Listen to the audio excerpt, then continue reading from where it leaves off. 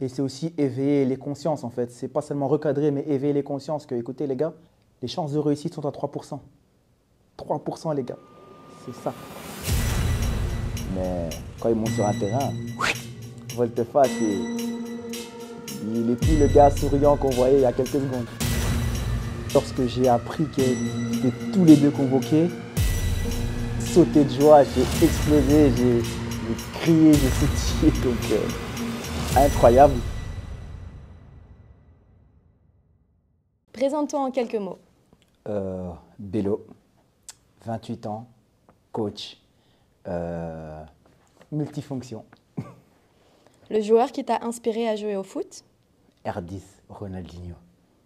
Le diable rouge le plus légendaire. Eden. Le plus grand rival de la Belgique. La France. La France, franchement la France. Ton club de Pro League. Je dirais la Gantoise. Meilleur joueur actuel en Pro League. On va dire Carestas. Ton club international. City. Meilleur joueur actuel à l'international. Rafinha. Ton match préféré de tous les temps. Ouh. Remontada. Barcelone, PSG. Ton stade préféré. Je dirais celui qui m'a le plus marqué, alors je dirais le Groupama. Okay. Le joueur le plus sous-estimé à l'international. Alors je dirais vraiment João Neves. Et le joueur le plus sous-estimé en Pro League. Comment il s'appelle mon back droit d'Anderlecht Sardella. Sardella. Okay. Comment décrirais-tu ton type de coaching? Mon type de coaching, je dirais que c'est de la performance, mais c'est pas seulement de la performance physique, mais aussi technique et cognitif. Parle-nous de ton parcours. Comment et pourquoi as-tu commencé? Comment j'ai commencé? Moi aussi, moi-même, Bello, j'étais joueur de foot. Pas au niveau professionnel, j'aspirais et je m'entraînais dur pour justement atteindre cet objectif de joueur pro. Malheureusement, ça n'a pas été pour moi. Je m'entraînais hyper dur pour me dire qu'un jour j'aurais une chance. Malheureusement, cette chance n'est jamais venue. Mais du coup, voilà, c'est comme ça que mon parcours de coach a commencé. Je me suis dit, bon, je n'ai pas eu cette chance, mais je vais donner ce que moi, j'ai manqué. Donc, je vais donner un peu ce que j'aurais aimé recevoir à cette époque-là. Et c'est comme ça que mon cheminement de coaching a commencé. À quoi ressemble une séance de coaching typique avec toi? Typique avec moi, j'aime bien dire que c'est aux besoins du joueur. Donc, moi, ma préférence à moi, c'est beaucoup le terrain. Parce que je trouve que la base, encore une fois, c'est le football, ça joue avec un ballon. Donc c'est très technique et des situations bien spécifiques. Mais après, on a aussi la partie préparation physique. Donc il y a deux côtés. Allez, je suis un couteau suisse, comme on dit. Quelle est ta philosophie de coaching? Moi, ce que j'aime bien, c'est que les joueurs, quand ils sont avec moi, c'est qu'ils pensent avant tout. Ça veut dire qu'ils sont conscients en fait, de ce qu'ils font. Chaque mouvement qu'on va faire, chaque action qu'on va répéter, en fait, ils savent pourquoi et comment le faire et à quel endroit sur le terrain. Donc en fait, c'est réveiller leur conscience pour dire que, les gars, vous ne travaillez pas juste comme des robots tout droit, tout droit. Cette action-ci, c'est pour ça et tu vas le retrouver là et tu sauras comment le mettre en place à ce moment-là. Donc ma philosophie, vraiment, c'est juste que les joueurs, je dirais, soient réveillés, soient actifs, soient pas réactifs. Du point de vue mental, quel est l'élément principal sur lequel un joueur devrait se focaliser? Franchement, le mental, pour moi, c'est presque tout dans le foot. Voilà, pour moi. Après, je dirais vraiment une qualité à avoir. Tu en as plein à maîtriser au niveau du mental. Mais pour moi, une des clés, je dirais vraiment, c'est en fait la gestion de ses émotions. Je trouve que ce point-là, il est vraiment, vraiment important. Qu'est-ce qui te différencie des autres coachs? Donc, qu'est-ce que toi, tu pourrais apporter qu'un autre ne pourrait peut-être pas? La fameuse question. Honnêtement, je crois qu'en fait, c'est, comme je l'ai dit tout à l'heure, c'est bien plus que du coaching pour moi. C'est bien plus que juste venir donner un entraînement. C'est un moment de partage, c'est un moment où on rentre dans une bulle, en fait, et on va se connecter pour pouvoir en fait aller tirer les meilleurs. Donc je dirais ce qui me différencie moi, c'est je crois mon approche et ma connexion avec les joueurs. Comment évalues-tu les performances de tes joueurs? Ah ben, je dirais comment je les évalue, ben, je regarde quasiment tous les matchs, tous les matchs. Je me déplace même souvent, vraiment en fait pour avoir une vue d'ensemble et pour pouvoir vraiment être pointueux sur chaque détail. Il n'y a rien qui peut passer. D'une passe ratée, d'une grimace même parfois. Donc franchement, c'est que je analyse, j'observe énormément pour en fait pour ne rien pouvoir rater, hein. Quelle est la plus grande différence entre le monde professionnel et le monde amateur, d'après toi?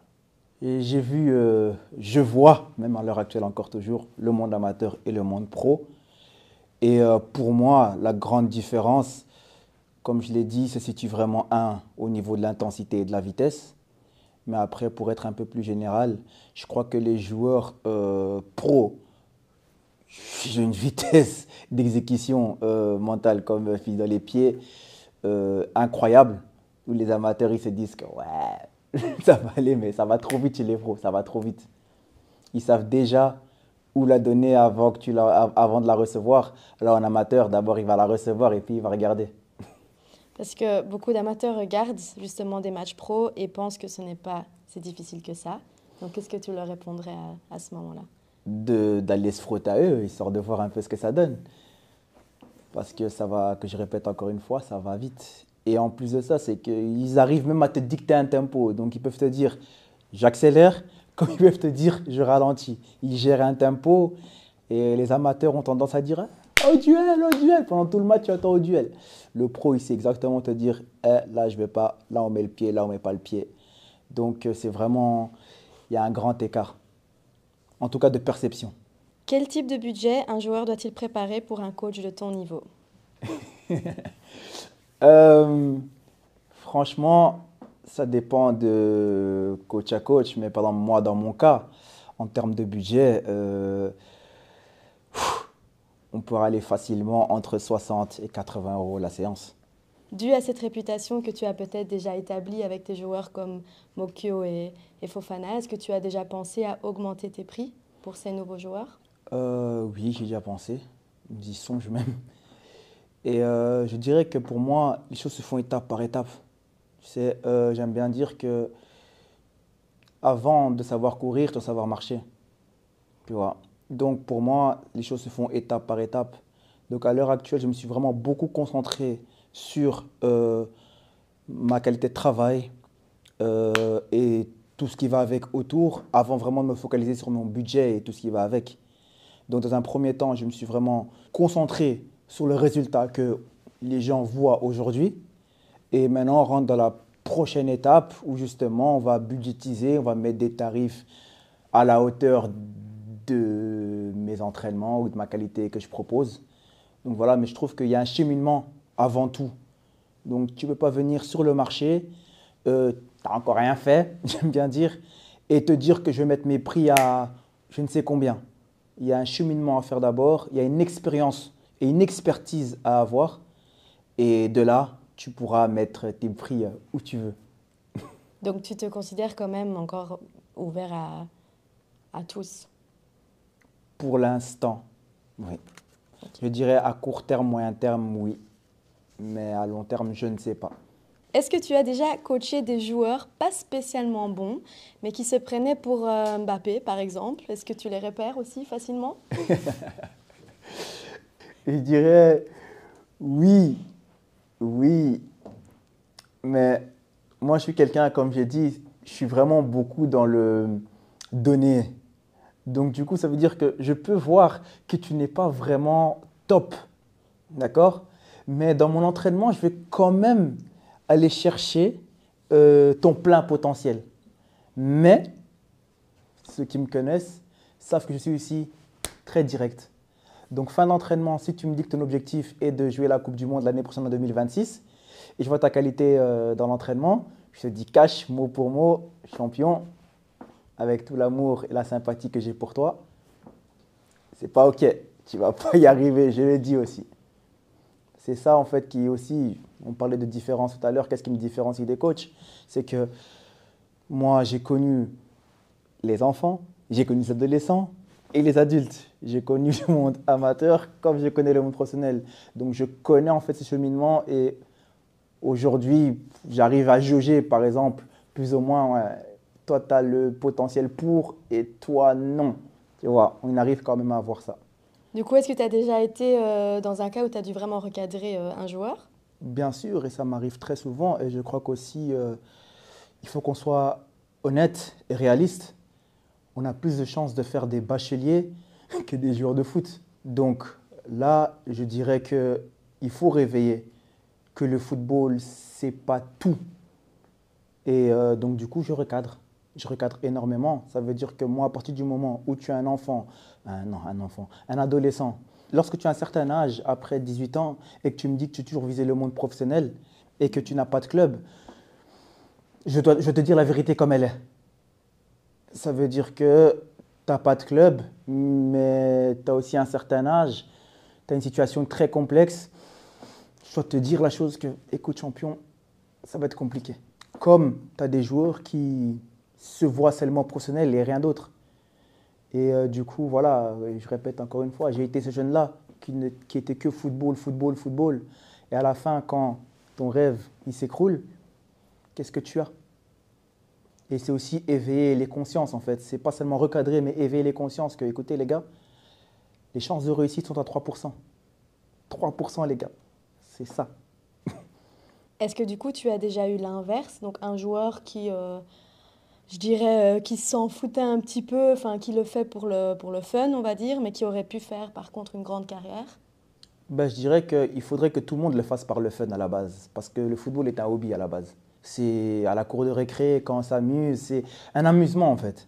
Jusque maintenant, arrivé à un certain niveau, ou une époque, je dirais, maintenant on rentre dans ce football business, hein, projet Mbappé. Bon, il a dit que c'était pas vrai, ce projet Mbappé. Mais bref, je dirais que c'est un plaisir avant tout. Et que les joueurs qui prennent le plus de plaisir pour moi, et qui arrivent à garder justement ce côté plaisir, parce que pour un joueur qui est au haut niveau, qui veut toujours performer, doit garder ce plaisir. Donc du coup, je dirais que les joueurs justement qui prennent le plus de plaisir sont sous-cotés. C'est eux justement, ah, maintenant aujourd'hui on demande une détermination, une grinta, tout ce qui veut avec. Mais rappelez-vous que le garçon doit prendre plaisir d'en donner la grinta, la détermination, de l'agressivité. C'est aimer ça avant tout. Le football, c'est aimer. Le football, c'est prendre du plaisir. C'est une relation, quoi. Ta pire expérience en tant que coach, Ma pire expérience, les parents. c'est-à-dire? C'est-à-dire, les parents dans le football, c'est que, voilà, tu sens que ils sont plus là pour leur enfant, parfois. Je généralise pas. Ils sont pas tous comme ça. Mais ma pire expérience, c'est juste que quoi? C'est que tu as des parents qui ont échoué et que, à travers leurs enfants, veulent revivre en fait ce truc. Et du coup, là, je me dis que c'est une des pires expériences parce que c'est pas le parent qui en souffre, mais c'est le joueur, le concerné en fait. Donc je dirais que c'est ça ma pire expérience, c'est que les parents qui veulent vivre à travers leurs enfants. Quel est le plus grand défi pour un coach de jeunes joueurs? La formation. Former. Où sont les formateurs?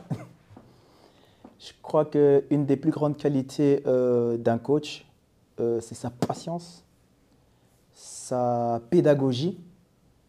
Et vraiment, à ce niveau-là, c'est très dur.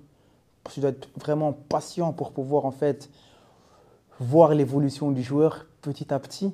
Vraiment, parce que ce n'est pas en une séance que tu apprends à faire la meilleure des choses. Donc, tu dois vraiment être patient et trouver aussi les bons mots, les bons exercices.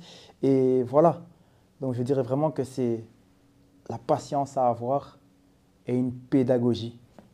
Et aussi aller se former. Surtout ça. On en parlera plus tard de la formation Ok. en Belgique. Un coach qui t'inspire? J'en ai beaucoup même, je dirais. Mais Ou vraiment, un petit top 3? un petit top 3, ben, comme j'ai dit, c'est qu'en fait, je m'intéresse beaucoup. En fait, je ne suis pas le coach typique qui veut juste rester sur le terrain, mais comme si j'ai envie de toucher un peu à tout. Donc ça veut dire que pour moi, quand j'ai vraiment commencé, je vais faire quelques mentions à mes mentors. Monsieur Ben Tahiri, qui m'a énormément soutenu, il m'a appris beaucoup de choses. Il m'a vraiment inspiré dans sa façon de faire et que je reprends aussi aujourd'hui ses méthodes. Ça, c'est vraiment dans le spécifique en général. Après, sur une vision vraiment énorme, Jean-Marc Guillou, il reste vraiment une référence pour moi parce que c'est incroyable ce qu'il a fait. Et dans la préparation physique, ben, j'en ai énormément. Mais aussi, ma petite dédicace à mon deuxième mentor dans la préparation physique, qui est Gérard Lifonja. Et il m'épaule énormément. Donc je dirais, voilà. Jusqu'à maintenant. Tu dis? Jusqu'à maintenant. Jusqu'à maintenant, encore hier, il m'a appelé.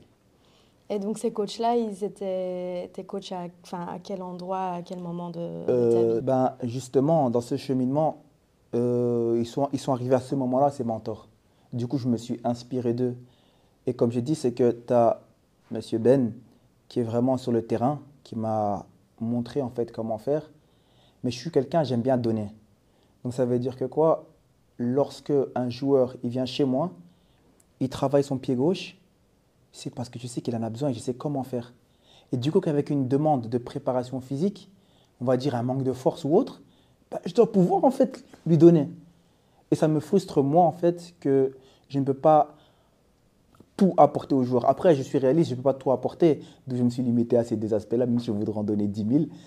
Mais je crois qu'en tant que coach, je dois aussi avoir une expertise. Et j'essaye vraiment de me former un maximum sur ces deux aspects-là qui m'intéressent énormément. Donc pour toi, un bon coach devrait pouvoir apporter, ne devrait pas devoir toujours faire appel à un autre coach. C'est plutôt tu verrais un bon coach comme un peu un 3 en 1. Ça, c'est ma qualité à moi. Je suis polyvalent, j'aspire, j'ai beaucoup de centres d'intérêt, d'où j'ai la capacité en fait de pouvoir justement gérer ces deux-là. Mais s'il y a quelque chose, hein, la préparation mentale, je ne veux pas toucher à ça par exemple, et je vais déléguer. Mais il faut avoir une expertise, une où tu es vraiment bon dedans et tu. Voilà. Mais après, tu as des bélos et qui aiment juste être polyvalents et qui n'aiment pas. Allez, je suis quelqu'un, je m'ennuie vite. Du coup, je dois constamment en fait être titillé. Donc là, voilà, voilà. Top. Donc on va jouer un jeu.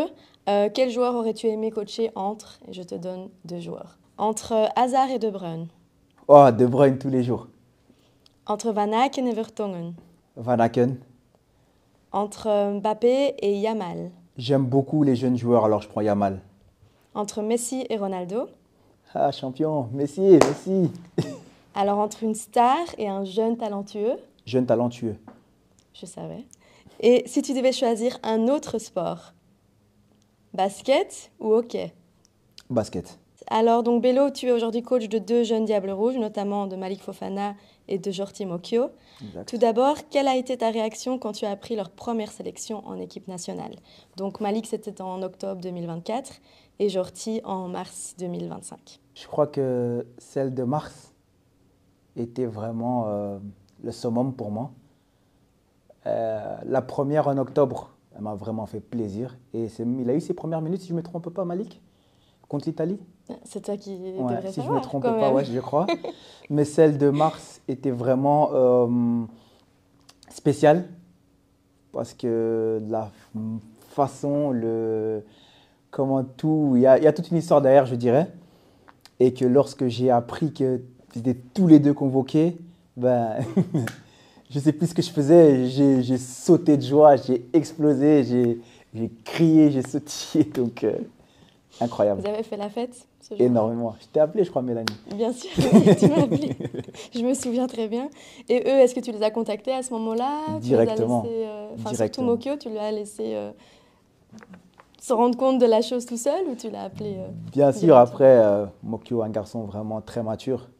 Tu vois, et j'ai appelé tous les deux. Et merci, des grands retours et mérité, mérité. Pourrais-tu nous raconter du coup comment tu t'es retrouvé à les coacher? Oh, oh. Oui, donc toujours dans ma petite belle histoire. Mon cheminement, je cherche des jeunes à entraîner. Et Malik est venu à moi en me disant, ouais, En DM, si je me trompe en pas, DM sur exactement, Instagram. sur Instagram. Salut coach, je voudrais faire un entraînement comme un tel. Et moi, je lui ai dit qu'il était la bienvenue. 2020, Covid 2020. Donc là, Malik était en U15, U16, je crois.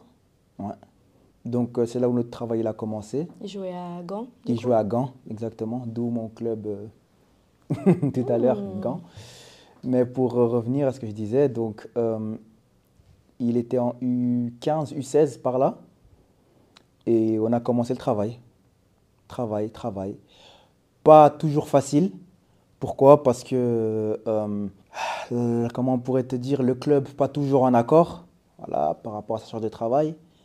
Et, mais quand même, malgré tout, il me faisait confiance. Il me disait, non, t'inquiète, on va gérer. Et c'est comme ça, en fait, que ce chemin, il s'est fait. Et est-ce que tu as vu directement le potentiel en Malik? Honnêtement, non. Non. Il me l'a encore posé Non. il y a quelques mois en arrière. Il m'a dit, coach, est-ce que tu crois vraiment que j'aurai atteint ce niveau-là? Je l'ai dit ouvertement. Je l'ai dit, non, franchement, non. Pourquoi? Ben, en fait, parce que moi, au-delà de ton potentiel, pour moi, il y a un mindset à avoir. Tu vois? Et en fait, moi, ce qui m'a toujours plu en Malik, c'est son mindset. Ça veut dire que il en a envie, les garçons. Tu vois, c'est pas juste qu'il est là, il kiffe, non. Il est concentré, il a un mindset, il veut tout casser. Que tu le mettes sur le banc et il monte, il casse tout. Qu'il commence et il casse tout. Et c'est ça, en fait, cette mentalité-là. Et d'où, vraiment, il y avait ce match, en fait, c'est qu'il avait le même mindset que moi. Donc, au-delà du potentiel, je dirais vraiment, c'était son mindset qui m'avait intéressé à cet âge-là, en fait. Donc Il pour en toi, avait c'est déjà envie de plus. son envie en fait qui l'a amené Exactement. aussi loin. Et alors, dans le cas de Jorti Mokyo, Bah, Jorti Mokyo, bah, comme je dis, c'est que vraiment, bah, j'entraînais Malik. J'entraînais Malik tranquillement. On a fait notre chemin. Bam, bam, Malik, il monte à Gand en pro. Tout se passe bien. Il part à Lyon. Et l'année passée, je crois, vers avril-mai, par là, il y avait le match Lille-Lyon. Et, du coup, on va voir le match. Top match en plus, incroyable, mémorable. Et à la fin du match, je monte et je vois le petit Mokyo. Et je le salue, je le félicite et tout ça, encore parce qu'on ne se connaissait même pas. Je le félicite et tout ça par rapport à tout ce qu'il fait et tout ça. il était où à ce moment-là? À Lille, au stade. Ah, ok. Au Non, non, stade. je veux dire, il jouait. À Gand, Il exactement. était aussi à Il Gand. était aussi à Gand. Aussi à Gand. D'où Ok. la nuance entre les deux, là, vraiment. Donc, il était là, au stade. Et j'ai pris une photo avec lui. Et puis, on est parti. Et dans les 24 heures qui ont suivi, il m'a dit, salut, je viendrai bientôt m'entraîner chez toi. Incroyable. Il a eu le retour de Malik. Le retour de Malik, exactement, via Malik en fait. Et du coup, on a fait toute la préparation ensemble avant juste qu'il parte à l'Ajax. Et voilà comment ça s'est fait. Et du coup, la même question, est-ce que tu as directement vu aussi son potentiel Lui, par contre, oui. Après, comme j'ai dit encore une fois, le cheminement du coach, au début, tu cherches une connexion avec un joueur, mais au fur et à mesure que tu montes, tu développes une expertise, tu commences à sentir des choses. Et moi, automatiquement, j'ai vu son potentiel. Et je trouve ça même dommage qu'on le mettait en défenseur central. Et aujourd'hui, à l'Ajax, il joue pratiquement au milieu et bas gauche. Donc, mais pour moi, j'avais directement vu son potentiel. C'était là, devant nos yeux. Tu ne pouvais pas le rater. Comment décrirais-tu leur personnalité? Comme je dis à Malik, vraiment un mindset incroyable. Une foi incroyable, mais aussi très réservé. Réservé, donc pour l'avoir, on va chercher. Mais c'est un garçon réservé, mais il sait ce qu'il veut. Après, Mokyo, c'est le contraire. Mais c'est l'âge, je crois aussi. Il a un âge où, voilà, dans sa personnalité, hein, il est un peu feu follet, comme on dit. Mais quand il monte sur un terrain, volte-face, il n'est plus le gars souriant qu'on voyait il y a quelques secondes. En quoi leur séance de coaching diffère-t-elle de celle de tes autres joueurs qui ne jouent du coup peut-être pas au même niveau? Je dirais déjà d'abord leur statut. Dire quand j'entraîne un Malik sur un terrain, Je dois pratiquement mettre des barrières parce que sinon tout le monde va me déranger ou me moquer au pareil. Et aussi les besoins. Leurs besoins sont différents à ceux qui ne sont pas encore là. Ils ont une charge de travail au club. Donc, déjà là, moi, je vais être complémentaire. Donc, c'est plus complexe qu'avec les autres. Avec les autres, tu as un peu plus de liberté parce que la charge, elle est minime. Elle n'est pas qu'elle est minime, elle est inférieure à ceux de Fofana et Malik et Jorti. On est d'accord que tu les entraînes toute l'année, Ouais. en tout cas du mieux que tu peux. Comment résous-tu alors le problème de la distance quand l'un est du coup à Amsterdam et l'autre est à Lyon? Ben, franchement, déjà, comme j'ai dit tout à l'heure, c'est que j'analyse leurs matchs déjà à la télé. Je me déplace aussi pour voir leurs matchs. Maintenant, ce qui est vraiment entraînement, on est beaucoup en ligne. Oui, j'ai appris que vous faites des FaceTime Exactement, aussi. FaceTime, Teams, il y a quoi encore? Il y a de tout. On fait ça en ligne, donc il y a un peu de tout. Il y a FaceTime, Teams, peu importe dans tout ça. Donc, mais pour l'instant, on fait ça comme ça parce que c'est ce qui nous permet de travailler comme ça. Mais on aspire aussi dans un futur proche parce que tout allait très vite, honnêtement. Même moi, en tant que coach, je n'étais pas prêt à ce que ces garçons explosent. On est dans notre cocon. Enfin, Mokyo commençait déjà à exploser. Mais on était tranquille et maintenant, j'aime bien dire, on s'adapte. À quoi ressemble alors une séance de coaching en ligne, par FaceTime? Quelle est la différence? Enfin, il y a beaucoup de différences, Ouais. mais est-ce que tu as l'impression quand même de savoir le faire correctement, on va dire, Oui, malgré que ce exact. soit Après, en ligne? et d'où je reviens sur quand tu entraînes un joueur doit être conscient. Il doit savoir ce qu'il fait. D'où je peux me permettre avec eux de travailler comme ça. Mais un joueur qui ne sait pas, qui n'a pas de maîtrise de son corps, je ne peux pas comme ça lui demander à prendre des charges. Voilà. Mais avec eux, c'est beaucoup plus basé sur le développement athlétique. Ça demande une discipline aussi en plus de Exactement. la discipline. Mais voilà. Mais quand ils ont l'occasion, ben, directement, ils viennent en Belgique et on travaille aussi en présentiel. Mais le but, c'est que dans un futur proche, ben, je puisse aussi y aller. Quelle est la différence entre la préparation d'un match en club ou en sélection? Ben, je crois que celle du club, ben, elle est plus maîtrisée parce que tu sais plus ou moins exactement ce que tu dois faire en fait. Voilà, tu as un calendrier de la semaine, tu sais exactement du lundi au vendredi, on fait ça, il y a une préparation de match. Tandis que la sélection, tu ne sais même pas si tu vas être dedans. Donc c'est là où je rejoins M. Rudy Garcia, son côté patriarche, il faut être fier d'aller représenter son pays. Et voilà, donc la sélection vraiment c'est une chance. Et le club c'est un devoir. Et du coup, comment est-ce que tu adaptes tes entraînements en fonction de Ben, ça? honnêtement, quand ils sont en sélection, je ne touche pas. Je laisse tout, je les laisse. Parce que ça ne sert à rien encore de rajouter une charge en plus. Comme là, ils ont joué le week-end. Le lundi, ils sont partis en sélection. Ouais, je ne veux pas les entraîner encore.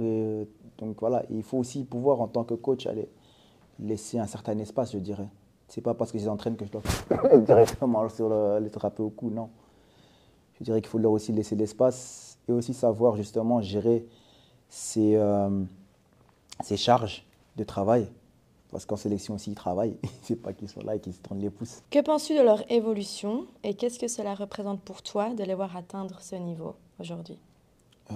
Leur évolution, pour moi, ce n'est de les voir comme c'est une fierté déjà. Euh, je suis vraiment fier d'eux. Tout allait très vite. Moi-même, je n'étais pas préparé que ça aille aussi vite. Et ce que ça représente pour moi, ben, pour moi, c'est honnêtement un accomplissement. Un accomplissement. Le job n'est pas fini, le travail n'est pas encore fini, mais c'est le début de quelque chose de grand. Voilà, pour eux comme pour moi. Et j'espère que de la même façon que eux continuent à progresser, que moi, en tant que coach aussi, je progresse. Parce que c'est une histoire qui va dans les deux sens. Moi, en tant que coach, je dois aussi évoluer et pas juste mes joueurs. Donc, je dois continuer à me former, je dois continuer à grandir aussi dans mon métier. Justement, du coup, où vois-tu le plafond de tes joueurs? Franchement, honnêtement, à l'heure actuelle, je ne vois pas de plafond. C'est deux joueurs prometteurs avec un potentiel incroyable et on verra. Vers l'avenir et au-delà, comme on dit. Est-ce que tu aurais une petite anecdote sur Malik ou Jorti? Ça peut être un truc drôle, quelque chose qu'ils ont une fois fait, qui t'a fait rire ou La façon dont on a fait monter Malik dans notre hôtel après le match, après son match, vraiment drôle parce qu'on l'a récupéré au parking. Déjà là, on le cachait et tout ça. Et puis, on prend l'ascenseur et on monte au mauvais étage. Et du coup, là, la porte, elle s'ouvre et il y a tous les supporters des Lions qui sont là, en mode, c'est Fofana. Et là, tu vois, on appuie vite sur le bouton pour ça faire, mais on est monté à notre étage. Vraiment drôle. Et je suppose qu'ils nous ont cherchés, mais voilà, on a été assez rapide. Ils pourront dire, ah, j'ai vu Fofana dans Exact. l'ascenseur. Personne ne va les croire. Et pour Jorti? Du coup, Jorti, oh, vraiment, je me rappelle juste qu'on s'entraînait pendant l'été. On s'entraînait tout le temps, un garçon qui aime travailler, entre autres. Et je me rappelle, il faisait assez tard. Et l'entraînement est fini. Et là, il me dit, quand je ne sais pas comment rentrer. Et je me rappelle qu'à ce moment-là, ben, on a trouvé une petite solution pour lui, pour qu'il puisse rentrer à la maison. Mais ça faisait tellement rire parce qu'il venait, il ne savait même pas comment il allait rentrer. Il disait, je viens juste travailler. Motivation. Et incroyable, incroyable. On va faire un petit jeu. Donc, je vais te demander qui est le plus Ok. entre Jorti et Malik. Ah ouais, carrément. Ouais. Attention, hein, attention à ce que tu dis. Ok, ok. Qui est le plus bosseur? Malik, Leader, Jorti, rapide, Malik, technique, Malik, blagueur, Jorti. humble, Ah, Jorti, distrait, Jorti. retardataire, Jorti, susceptible de se prendre un carton Jorti. et qui a la meilleure danse de célébration? Ah, Malik tous les jours. Top. Alors, quel avenir vois-tu pour le football belge avec l'émergence de ces nouveaux talents? On est sur la bonne voie. Ça commence bien. Et je crois que pour moi, encore une fois, pour moi, de ce que je vois, Rudy Garcia est la bonne personne jusqu'à présent. Et est-ce que tu crois du coup à une nouvelle génération dorée? Pourquoi on doit toujours se bloquer sur génération dorée, génération dorée? Dans le sens où est-ce que tu penses qu'on va arriver à un stade où on pourra être de bons concurrents pour les grandes nations? C'est déjà le cas, je dirais, avec les joueurs qu'on a, le potentiel et au niveau dans lequel nos joueurs jouent. Donc, c'est tout à fait normal pour moi. En parlant des jeunes talents, justement, quel est ton avis sur le débat concernant Caretsas et Talbi, qui ont choisi la Grèce et le Maroc et non la Belgique? Moi, j'ai un avis très clair là-dessus, personnellement. Le sélectionneur lui me l'a dit, c'est que quand tu viens jouer pour ton pays, tu viens avec le cœur. Et je crois que leur cœur appartient à leur pays d'origine, qui est la Grèce et le Maroc. D'accord, certes, ils ont fait leur formation ici, mais pas gratuitement aussi. Donc, je dirais que pour moi, voilà, leur choix est là-bas et il faut respecter, je dirais. Bon, est-ce que tu penses du coup que ce débat, très centré du coup sur la critique aussi de leur choix, pourrait alors déstabiliser des jeunes joueurs avant même qu'ils aient même à faire face à cette situation? Non, je crois que les jeunes joueurs, entre autres, ne sont pas seront pas confrontés à ce problème-là. Je dirais même qu'ils n'en sont même pas conscients, en fait, je dirais. Enfin, je crois. Et que c'est un choix de cœur avant tout. C'est vraiment un choix de cœur. Et c'est là, en fait, où beaucoup oublient. Ils sont constamment dans tu dois venir avec le cœur, tu dois venir vouloir, comme on dit, mouiller le maillot pour ton pays.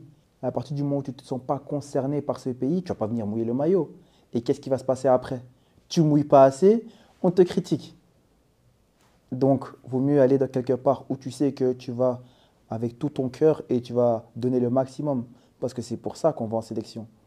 Parce que tu aimes l'amour et tu vas tout donner. Et pas parce qu'on t'impose, en fait, parce que tu dois quelque chose à quelqu'un. Du coup, justement, pour revenir sur la formation, quel est toi ton avis en tant que coach sur la formation en Belgique?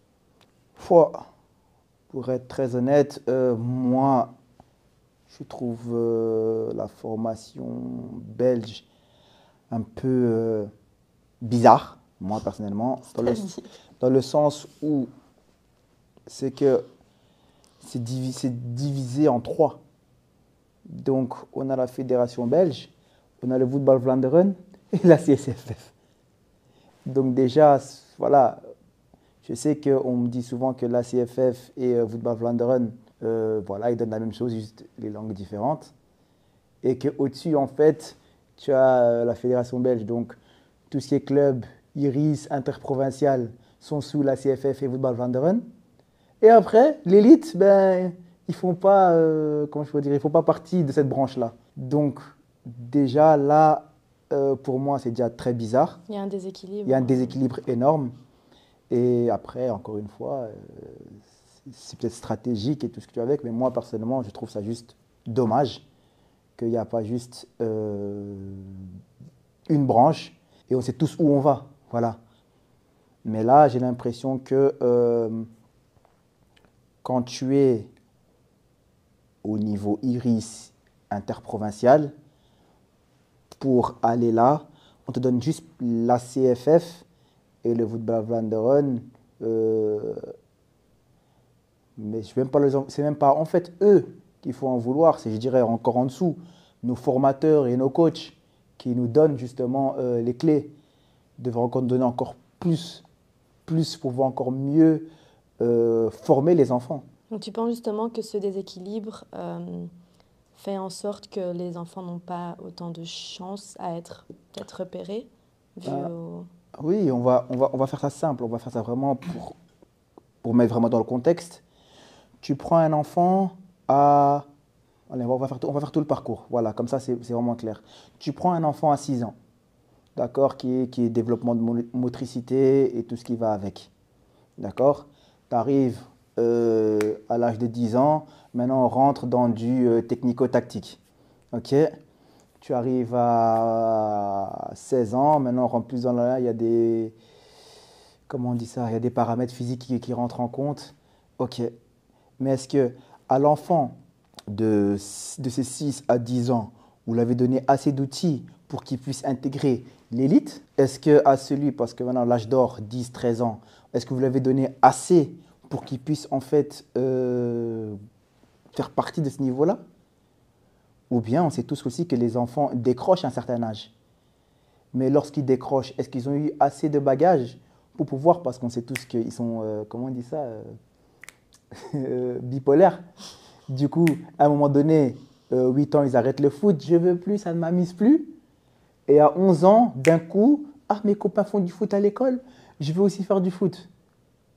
Certes, il faut maintenant combler ce retard, mais qui va combler ce retard? Comment on comble ce retard? Parce que c'est un facteur externe.